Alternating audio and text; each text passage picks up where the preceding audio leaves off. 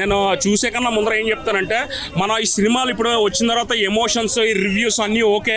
కొంతమంది ఫ్యాక్ట్స్ మాట్లాడతారు, దాంట్లో జరిగిన మాట్లాడతారు, కొంతమంది వాళ్ళకున్న పెర్సెప్షన్ బట్టి మాట్లాడతారు. దీని అన్నిటికన్నా ముందు మన నారాయణమూర్తి గారిని సెల్యూట్ చెప్తున్నాను. ఎందుకంటే నేను చాలా రోజుల నుంచి చాలా రోజులు ఇప్పుడు మొబైల్ ఫోన్ వచ్చాక ఎవరు పెర్సెప్షన్ మాట్లాడితే సింగిల్గా కూర్చుని ఇక్కడ ఇంట్లో ఫ్యామిలీ లేదు, గురువు లేదు, వాడి ఫోన్ అనేది గురువు అనుకుని భ్రమలో ఉండి ఎవడేది పడితే అది నమ్మే కుల ఆంధ్రప్రదేశ్ తెలుగు స్టేట్లో కులపిచ్చి ఎస్పెషల్ ఆంధ్రప్రదేశ్లో ఇండియాలో ఏంటంటే ఇప్పుడు మతం అనేది వాళ్ళు ప్రాపర్గా వాళ్ళు అనుకుని ఉండొచ్చు కరెక్ట్ అని, కానీ అది రాంగ్ వేలో వెళ్ళిపోయి ఇంకా మనకు డిస్టర్బెన్స్ పెరిగిపోతుంది. సెల్యూట్ నారాయణమూర్తి గారు ఏమన్నారంటే రజా గారి గురించి, ఇది దయచేసి ప్రజలారా ఇది యాంటీ ముస్లిం సినిమా కాదు, కొన్ని సెన్సిటివ్ ఎలిమెంట్స్ వల్ల డిస్టర్బెన్స్ జరిగాయి, అందరూ ఇప్పుడు చదువుకున్న ఒకప్పట్లో కాదు. ఆయన ఎంత గొప్పగా చెప్పారు. ఏంటంటే ఒక గురువు, ఒక ఎక్స్పీరియన్స్ కానీ, ఒక గురువు కానీ, ఒక ఎక్స్పీరియన్స్ వాళ్ళ దగ్గర పనిచేసిన వాళ్ళు కానీ వాళ్ళ చదువులు సంస్కారాలు అంటే నారాయణమూర్తి గారిలో మాట్లాడాలి. ఇంకోటి ఏంటంటే నాకు అన్నిటికన్నా నచ్చింది, శ్రీరాముడు అనేవాడు ఏ పార్టీకి చెందినవాడు కాదు, ఎవడు సొత్తు కాదు, మన భారతదేశానికి చెందినవాడు. ఇంకోటి చెప్తున్నాను, అదే మేడం నేను చూస్తాను మేడం, నేను నారాయణమూర్తి గారు ఎంత గొప్ప సినిమా గురించి అన్నా, ఆయన ఎంత బాగా చెప్పారు. మనకి అందరూ యూనిటీ ఉండాలి కదా, పీస్ ఆఫ్ మైండ్ ఉండాలి కదా. నేను చూస్తాను.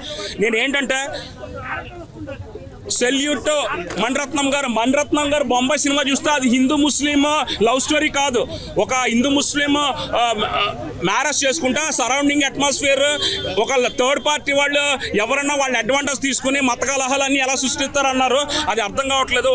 చూసే విధానం ఏంటంటే మనకు లేకుండా అందులో ఎస్పెషల్లీ ఇలా మతం గురించి కులం గురించి మాట్లాడినప్పుడు నేను దయచేసి విజ్ఞప్తి చేస్తున్నాను, ఎవరన్నా రివ్యూ అనేది యాస్టీ రివ్యూ ఏదో మైక్ ముందు ఉన్నారని కంగారుగా మాట్లాడద్దు.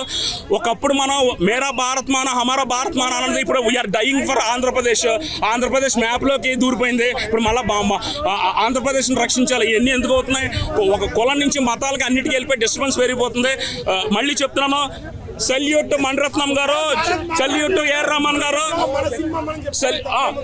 సెల్యూట్ కేర్వాణి సార్, సబ్కా మాలిక్ ఏక్ high, let us be united in diversified as we are diversified in different caste and grade. It is such a great boon to be a citizen of India, to love our own religion and respect other religions. Jai Hind. Thank you Narayanamurthy garu, we love you so much. Thank you. Razakar ఎలా ఉంది? నాకు cinema అయితే చాలా అంటే చాలా బాగా నచ్చింది. అంటే మనలో ప్రతి ఒక్కరికి మనకి ఇండియాకి ఇండిపెండెన్స్ ఎప్పుడు వచ్చిందంటే అందరూ 1947 అంటారు, కానీ హైదరాబాద్కి ఇండిపెండెన్స్ ఎప్పుడు వచ్చిందంటే ఎవరైనా చెప్తారా?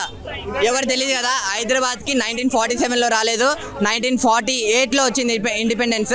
సో ఆ టైంలో ఆ 1 ఇయర్లో వాళ్ళు పడే కష్టాలు, మన అంటే నిజాం వాళ్ళ రూలింగ్ కానీ, వాళ్ళు చేసే శిక్షలు కానీ, అవి కానీ, ఫైటింగ్లు కానీ ఎలా అయితే ఉన్నాయో అవన్నీ డీటెయిల్గా చూపించారు డైరెక్టర్ గారు. ముందు చాలా వరకు ఇది యాంటీ ముస్లిం మూవీ అని, అండ్ అలాగే చాలా మత కలహాలు జరుగుతాయని చాలా మంది చెప్పడం జరిగింది. సో మూవీ ఎలా ఉంది? Is it anti Muslim movie? ఇది యాంటీ ముస్లిం అసలు కానే కాదు. క్లైమాక్స్ సీన్లో కానీ, ఎండింగ్ సీన్లో కానీ కి హిందూస్కి ఫైటింగ్ పెడుతున్నాడు, అరే వాడు ఎవడో వచ్చి మత కలహాలు పెడుతున్నాడు, వాడిని మనం చంపేయాలని చెప్పి ముస్లిం వాళ్ళు చెప్తారు చూడండి. ఆ సీన్ అయితే గూస్ బంప్ సీన్ అనమాట. సినిమాలో ఒక హీరోయిన్ ఉన్నారని చెప్పాను. సినిమాలో ఉన్న ఒక్కొక్క క్యారెక్టర్ అంటే స్టార్టింగ్ నుంచి ఎండింగ్ వరకు చాలా క్యారెక్టర్లు చూస్తావు. ఆ అబ్బాయిలో వచ్చిన వాళ్ళందరూ హీరోలే, అమ్మాయిలో వచ్చిన వాళ్ళందరూ హీరోయిన్లే. సో నాకు చాలా అంటే చాలా బాగా నచ్చింది. ఫీమేల్ అంటే లైక్ అప్పట్లో ఉమెన్స్ ని ఎంత డిస్క్రిమినేట్ చేసేవారో అవన్నీ చూపించారు. సో ఎలా ఉన్నాయి సీన్స్? అంటే అనసూయ గారు, ఒక బతుకమ్మ పాట ఉంటుంది, అందులో మన అనసూయ గారు కనిపిస్తారు చూడండి. ఆ పాట స్టార్టింగ్లో నాకు కొంచెం బాగా అనిపించింది, కానీ ఆ పాట ఎండింగ్కి వచ్చేసరికి చాలా అంటే చాలా ఎమోషన్ అయినాం. అంటే మరి ఇంత దారుణంగా చేశారా, మరి ఇంతనా? అది కూడా బతుకమ్మ దేవుడి పాట అప్పుడు ఆ టైంలో దేవుడి సిచ్యువేషన్లో అది అలా కూడా చేసిర్రా అని చెప్పి అనిపించింది.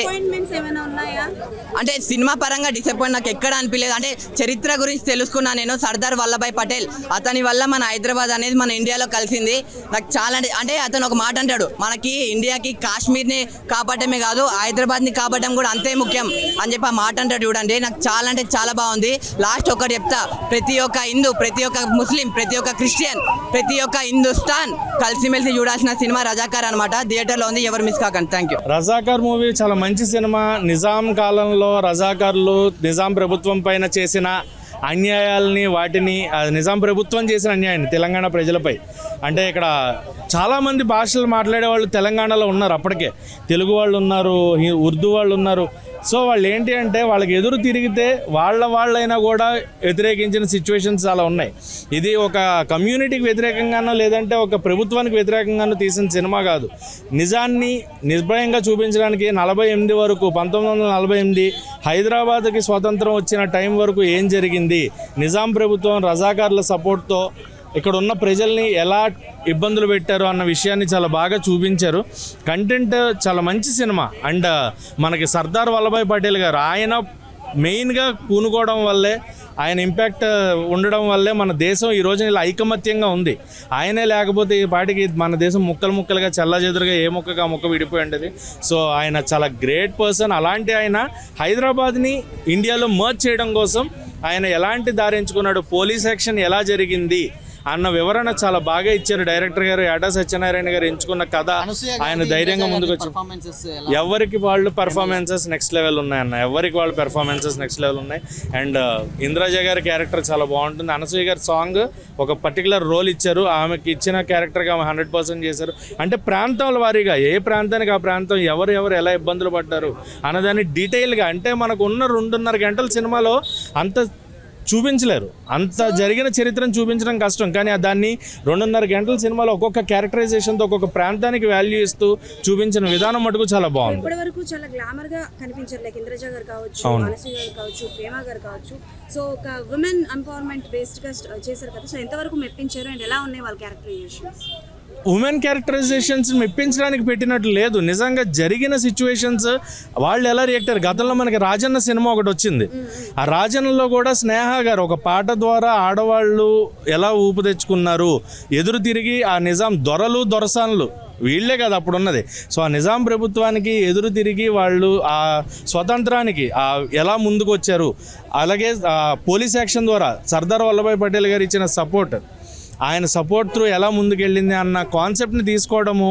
And women empowerment, women oriented అని చూడకుండా ఒక ప్రాంతానికి సంబంధించిన వాళ్ళు అక్కడ పడుతున్న కష్టాలకి ఎవరికన్నా పేషెన్స్ కొంతవరకే ఉంటుంది.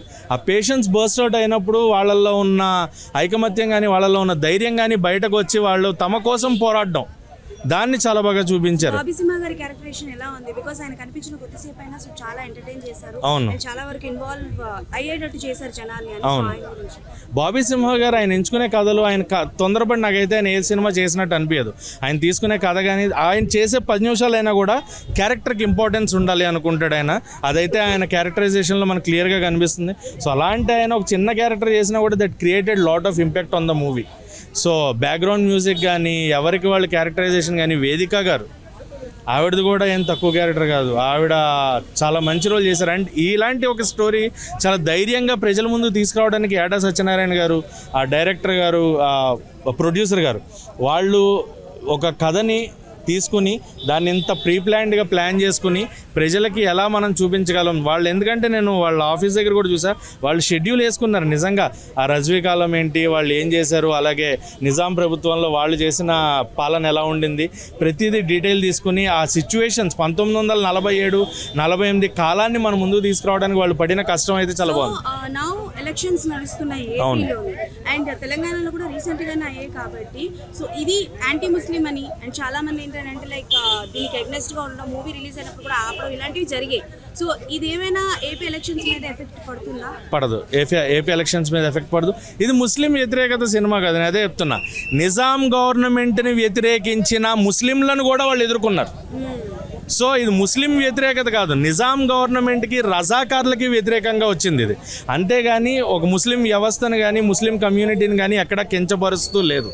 ఎందుకంటే మనకి ఇదే కాదు, కశ్మీర్ ఫైల్స్ అనే ఒక సినిమా చూసుకుంటే దాంట్లో కూడా ముస్లింలని వాళ్లే చంపింది. ఎందుకంటే ఆ ముస్లిమ్స్ ఇండియన్ ముస్లిమ్స్ కాబట్టి దానికి సపోర్ట్ ఇస్తున్నారు కాబట్టి ఆ పాకిస్తానీ వాళ్ళు వాళ్ళని కూడా సొంత మనుషులనే చంపుకున్నారు, ముస్లిం కమ్యూనిటీ వాళ్ళని కూడా చంపారు. ఇందులో కూడా సేమ్ సిచ్యువేషన్, ముస్లిమ్స్ని ఎక్కడా తక్కువ చేయాల. కాకపోతే ఎవరైతే ఈ ముస్లిం కమ్యూనిటీ వాళ్ళు వాళ్ళకి వ్యతిరేకంగా ఉన్నారో, నిజాం ప్రభుత్వానికి ఈ రజాకార్లకి వ్యతిరేకంగా ఉన్నారో, లోకల్ ముస్లిమ్స్ని కూడా చంపిన వాళ్ళు ఉన్నారు. సో అదే పాయింట్ని తీసుకున్నారు తప్ప ఎవరిని కించపరుస్తూ కమ్యూనిటీస్ని తక్కువ చేస్తూ ఎక్కడా కూడా సినిమాలో చూపించలేదు. మూవీ ఎలా ఉంది? ఓవరాల్గా మూవీ సూపర్ మూవీ. ఖచ్చితంగా అందరూ తెలుసుకోవాల్సిన చరిత్ర ఇది. అందరూ తెలుసుకుని ఏం జరిగింది ఇండియాలో. హైదరాబాద్ ఒకటే కాదు, 1947లో స్వతంత్రం వచ్చినప్పుడు హైదరాబాదు, జునాగఢ్, కాశ్మీర్, గోవా లాంటి ప్రదేశాలు మేము విడిగానే ఉంటాము, ఇండియాలో కలవము అన్నప్పుడు రీసెంట్గా మనకు ఆర్టికల్ 370 కూడా రద్దు చేసి కాశ్మీర్ని తీసుకురావడం, దాని మీద కూడా ఒక సినిమా వచ్చింది ఇప్పుడు, ఆర్టికల్ 370 అని. అలాగే మనకు కాశ్మీర్ ఫైల్స్. సో ఏం జరిగింది అని మూవీ సూపర్ అన్న. ఖచ్చితంగా అందరూ చూడాల్సిన సినిమా. జరిగిన చరిత్రని తెలుసుకోవాలి, ఏం జరిగింది, ఎలా పాలింపబడ్డారు వాళ్ళు, కష్టపడి ఆ రోజున వాళ్ళు అలా నిలబడ్డారు కాబట్టి ఈ రోజున మనం ఇలాగ స్వతంత్రంగా గాలి పీల్చుకుంటున్నాం, మనకు నచ్చిన పని చేస్తున్నాం. ఆ ఫ్రీడమ్ మనకు దొరికింది అంటే ఎంతోమంది చేసిన త్యాగం వల్ల. సో ఆ త్యాగాన్ని గుర్తించుకోవాలంటే ఈ సినిమాలు, ఇలాంటి సినిమాలు చూడాలి, ఆదరించాలి. వాటికి హైదరాబాద్కి రావాలంటే వీసా తీసుకొని రావాలి. ఈరోజు మనం ఇంత హైదరాబాద్లో ఓటేస్తున్నాం, హైదరాబాద్ సిటిజన్స్ కాగుతున్నాం ఉన్నామంటే ఆయన, ఎందుకంటే రజాకారులు ఎంత హింసిస్తారు, మరి అంత ఘోరమా.